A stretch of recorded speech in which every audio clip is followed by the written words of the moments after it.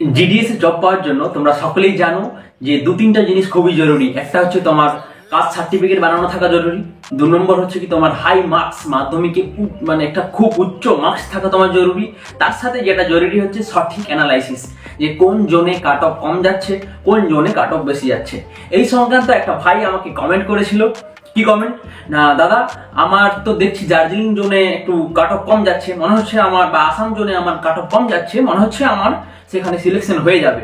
তো সেক্ষেত্রে কি আমি ওই জোনে অ্যাপ্লাই করলে আমি কি ট্রান্সফার নিয়ে আমাদের নিজের জোনে বা আমাদের হোম জোনে আসতে পারবো?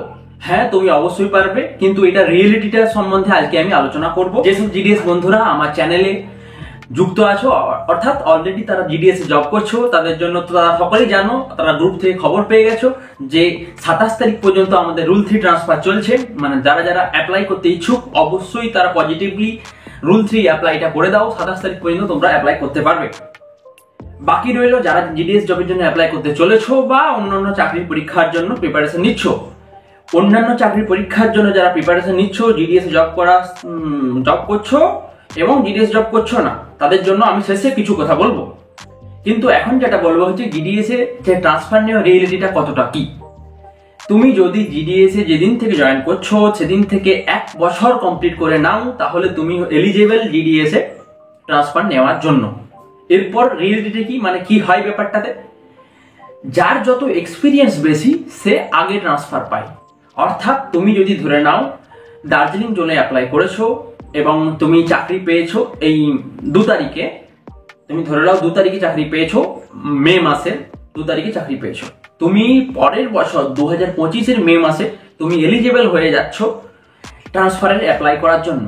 কিন্তু তুমি ট্রান্সফার রিয়েলিটিতে পাবে না, কারণ এটা ট্রান্সফার হয় এক্সপিরিয়েন্স বেসিসে। মানে হচ্ছে তোমার যদি এক্সপিরিয়েন্স বেশি থাকে তবে তুমি ট্রান্সফার পাবে, যদি এক্সপিরিয়েন্স কম থাকে তাহলে তুমি ট্রান্সফার পাবে না।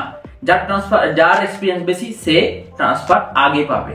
যদি এক্সপিরিয়েন্স সেম হয় তাহলে সেক্ষেত্রে যার এজ বেশি সে ট্রান্সফার আগে পাবে। ঠিক আছে, তাহলে সেক্ষেত্রে কি হয়, ট্রান্সফার কি পায় না সবাই? হ্যাঁ, দার্জিলিং জোনে যারা আছে বা আসাম জোনে যারা এখনো পর্যন্ত আছে, তারা অন্তত তাদের 2 থেকে 3 বছর ওয়েট করতে হয়। তারপর তারা যে এক্সপিরিয়েন্স গেইন করে সেই অনুযায়ী তারা হোম জোনে শিফট হয়ে যায়। তবে বুঝতেই পারছো, একটা সেন্ট্রাল গভর্নমেন্টের জব যদি তুমি একবার পেয়ে যাও, তুমি যেখানেই থাকো দুনিয়ার সেখান থেকেই প্রিপারেশন করতে পারবে, পড়াশোনা করতে পারবে, ডিপার্টমেন্টাল এক্সাম দিয়ে তুমি আগে উঠতে পারবে। যদি ডিপার্টমেন্টাল এক্সামের সাথে সাথে তুমি আদার্স বাইরের পরীক্ষাগুলোও তুমি দিতে পারবে এবং সেদিক থেকেও তুমি একটা চাকরি পেয়ে যেতে পারো। তাই জিডিএস এর জবটা পাওয়াটা তোমাদের ক্ষেত্রে খুবই গুরুত্বপূর্ণ, কারণ হচ্ছে কি এই জবটার সাথে সাথে তুমি অনেকটা সময় পাবে।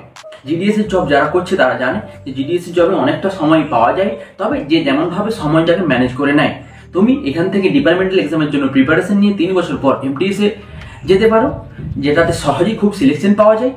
এছাড়া তুমি যদি আরো মানে অন্য বাইরের এক্সামের প্রিপারেশন নিতে যাও, বড় সড়ো এক্সাম প্রিপারেশন নিতে যাও, সেটাও তুমি করতে পারো। চাকরির পরীক্ষার প্রস্তুতি নিচ্ছ বা জিডিএস জব করায় চাইছো যে একটা বড় সড়ো চাকরির প্রিপারেশনের প্রস্তুতি নিই, সেই সংক্রান্ত আমি ভিডিও অবশ্যই নিয়ে আসবো। অনেকেই কমেন্ট করেছে, দাদা তোমার স্টাডি প্ল্যান কিরকম, বা কি স্টাডি ম্যাটেরিয়াল ফলো করলে বা কি রকম ভাবে এগিয়ে গেলে সহজেই বিভিন্ন চাকরির পরীক্ষাতে সিলেকশন নেওয়া যায়, এবং কি ম্যাটেরিয়াল যদি আমি কিছু ক্লাস নিয়ে আসতে পারি তাও নিয়ে আসবো তোমাদের জন্য।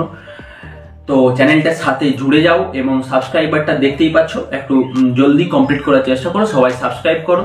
আজকের ভিডিওটা এইটুকুই, ধন্যবাদ সবাইকে।